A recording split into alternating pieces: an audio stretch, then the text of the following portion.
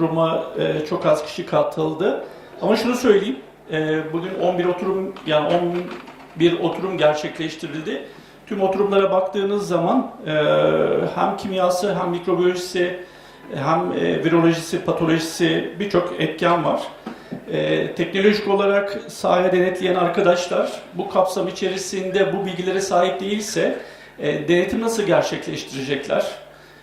Denetimin gerçekleştirilebilmesi için de OECD tarafından yayınlanmış olan 34 helal belgelendirme kuruluşlarında çalışacak personelin yetkilendirilmesiyle ilgili temel standardın şartlarını karşılamış olması gerekiyor. Bu kapsam içerisinde benim ismim Muzaffer Özen, doktor veteriner hekim, mikrobiyolog. SİMİK 1 standardı ve SİMİK 2 standardı hazırlayan benim. O teknik komitesinde TSE'nin Türkiye temsilcisiydim. 2 yıl süre içerisinde çalıştık. Aynı zamanda 34'ün teknik komitesinde yer aldım. Türkiye'de OECD SİMİK 34 personel belgelendirme kapsamında Türkiye'de ilk helal gıda, helal kozmetik, helal İslam işleri uzmanı personel belgelendirilmesinde benim sahip olduğum birim akredite oldu. Ve bununla ilgili de gurur duyuyorum. Yani dünyada ilk defa OECD SİMİK kapsamı içerisinde personel belgelendirme yapan birimin yöneticisi olarak. İnşallah bu toplantıda katma değer bir şeyler sağlamış oluruz. İlk önce uygunluk değerlendirme, personel belgelendirme ile ilgili olarak Brunei Darussalam helal uygunluk belgelenme kapsamı içerisinde uzaktan bir bağlantı gerçekleştireceğiz. Bu da Norkhairiah Sulaiman. O bir sunum gerçekleştirmiş olacak. Birlikte bir bakmış olalım. Can you hear us? Yeah. Thank you. Floor is yours. I cannot share the slide. Wait a minute, please. Okay, thank you. Now you can share.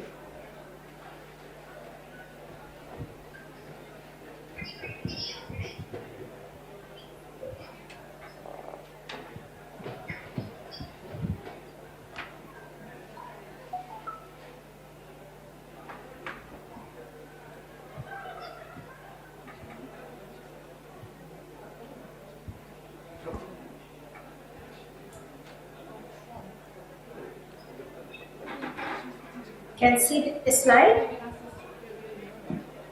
Yes, we can see. You can start.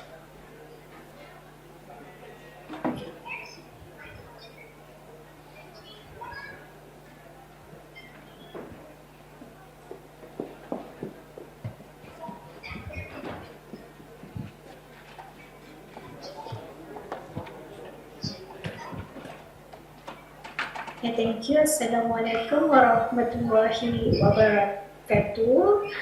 And a very good afternoon, everyone. Today, I would like to present a title on the personal certification in Halal Conformity Assessment and the ethical compliance and quality assurance in Brunei Darussalam. Basically, the paper will be discussed on the conceptual framework and the integrated framework that could help Brunei, that could strengthen the personal certification in Brunei. As an introduction, we know that the halal industry is no longer limited to the food. It spans into the pharmaceutical, logistic, cosmetic, and services. And then as complexity increases, ensuring the trust requires modern certification of the product. And because the halal credibility of the product depends not only on the product certificate and the document, but also on the competence and the ethic of the personnel behind it. So in Brunei, basically the halal supervisor and the certification staff must embody Islamic value while complying with the technical standard and legal requirement. But if there is a gap in the personal certification, it may weaken consumer trust, especially in the cross-border halal trade. So basically, if the people, in other words, that if the people conducting the audit, the supervision, the certification are not properly certified, then the entire system become vulnerable to the inconsistency. And then without the certified and the competent personnel, even the well-designed system may fail in the practice, leading to the inconsistency and the reputational risk.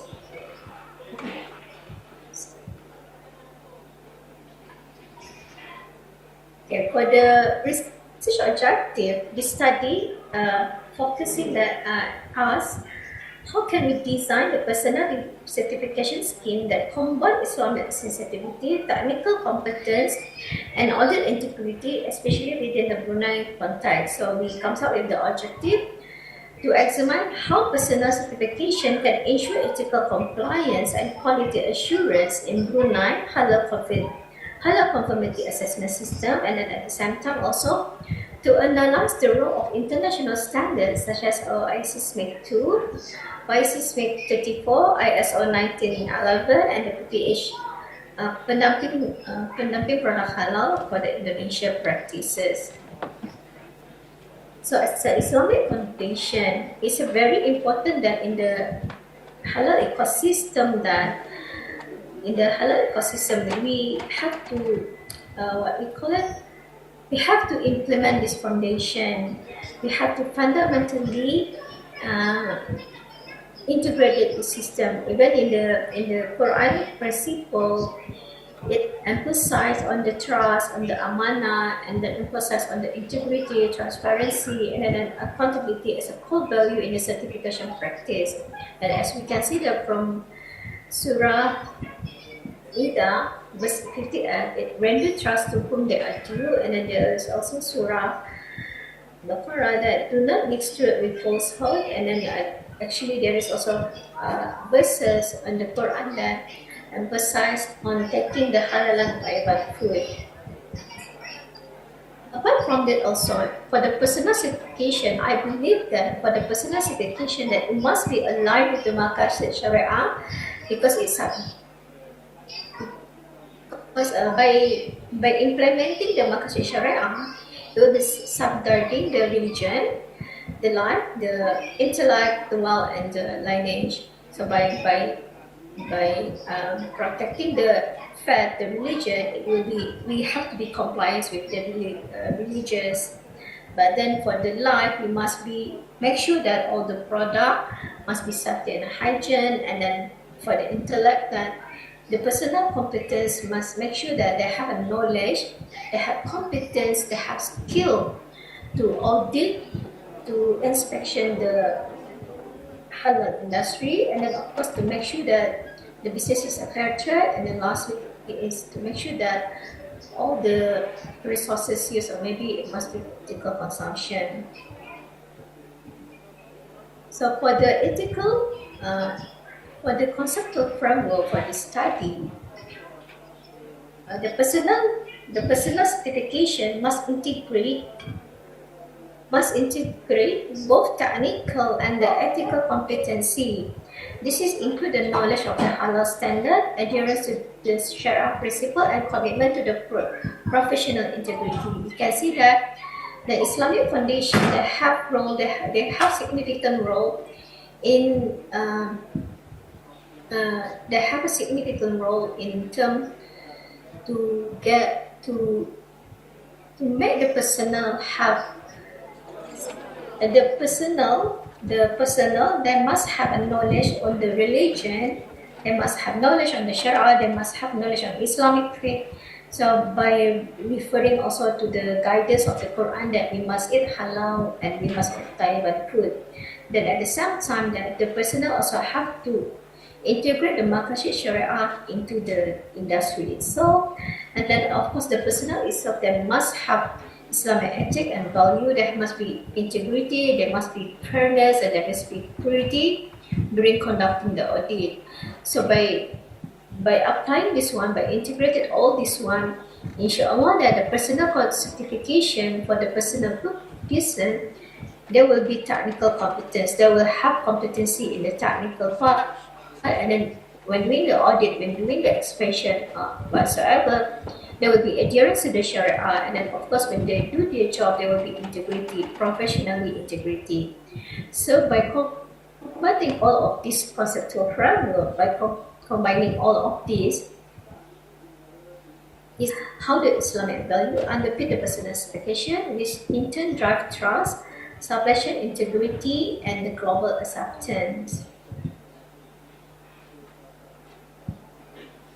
As mentioned before, the study had been used OIC, a few of OIC SMEC 2, OIC 34, and the PPH Indonesia as a grounded theory for this study. So we can see that for the OIC SMEC 2, it's defined how Halal certification body, how the Halal certification body doing so must be managed. And basically what is to certify is of course the product and services, and then the primary user is the Halal certification body, and then the key framework that have referred the Islamic fiqh rule and the ISO 1765. And then the goal is to ensuring product in the halal. But then in the SMEC 34, basically it was to certify the individual competency, and then who certify it is the personal certification body, and then referring by the ISO 1724, and then refer also the fiqh rule, and then the purpose is to ensure that the auditor or the expert must be competent. The one for the PPH, the pendamping product halal for the Indonesia, basically it is a assistant. This PPH is an assistant for the businesses, for small businesses, to help them document it or applying the to make sure that all the product produced must be halal. So the key framework is the Indonesian national law, and then the purpose is assessing the MSE, the SME to obtain the halal level.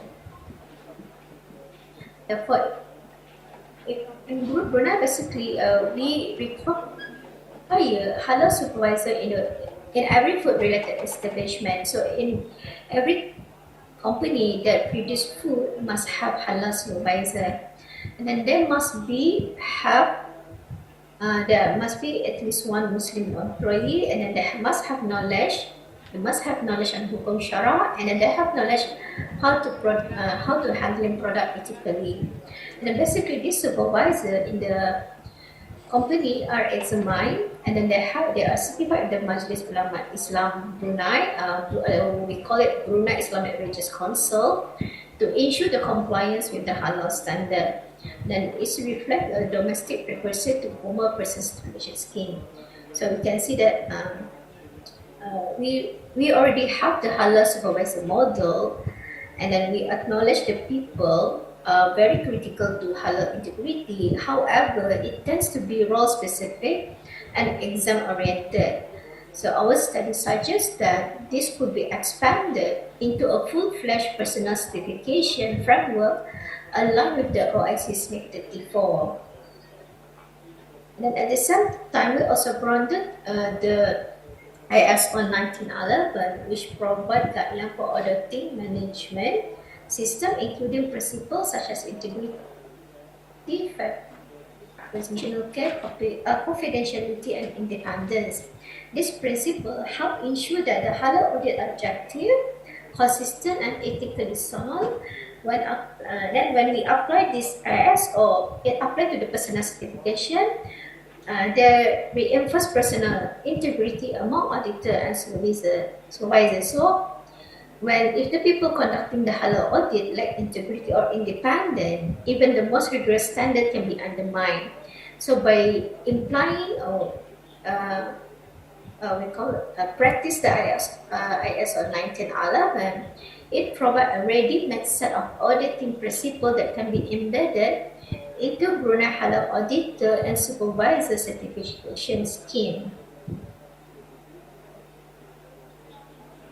Okay, for the method, by triangulating between the international standard of the OIC SMEC 2, OIC SMEC 34, ISO 1911, and the Brunei Halal Regulation, so to the academic literature and the Brunei existing practice, So this study built a grounded case for reforming how halal-related personnel are selected, trained, and certified. So from the literature review, from the documented analysis, we can see that all this framework, the normative international framework, we can integrate it into one halal certification system, one halal personnel certification system for Brunei to make sure that it is ethical compliance, it is competency assurance, and then it is institutional governance. So we can see also from this framework is collectively establish the governance to make sure that the governance is very well, and the competency standard, operational support, and ethical auditing principle forming an integrated halal certification ecosystem. So this is what we want to do for Brunei, hopefully, in order to strengthen the personal certification system. So another key finding is what personal certification can achieve. Okay, what we can say is personal certification, it can strengthen the ethical compliance by formalizing the expectation of Islamic business ethics, impartiality, and the professional integrity.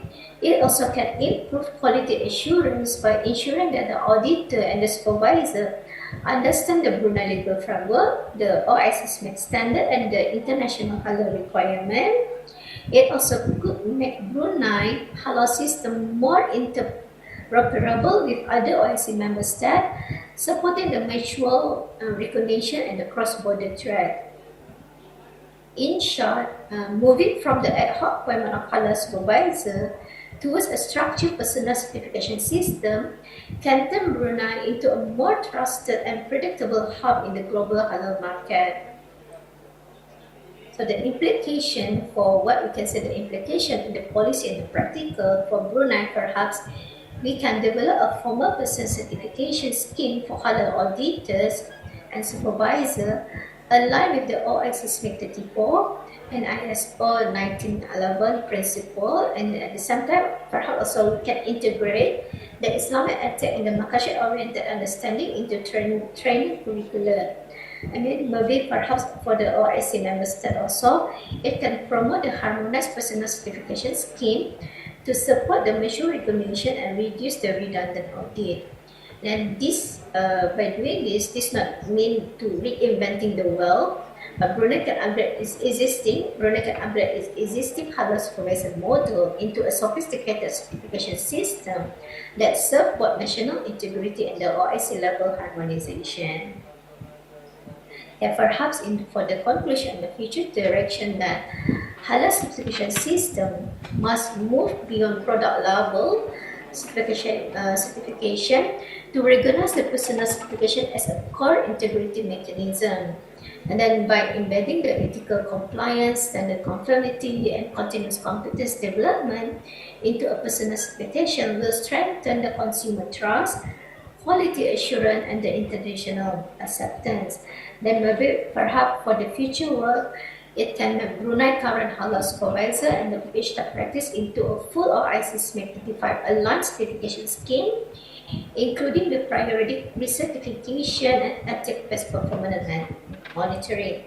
So in conclusion, if we want to safeguard the integrity of the halal supply chain, we must also safeguard the integrity of the people who certify it. Brunei is well positioned to lead this conversation within the, hopefully Brunei will be well positioned to lead this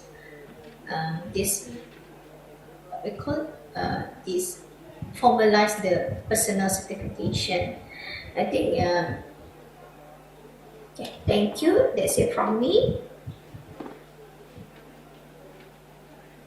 Thank you very much. Herhangi bir soru var mı? Hocam herhangi bir soru varsa, çünkü bağlantı uzaktan. Yoksa teşekkür ederiz.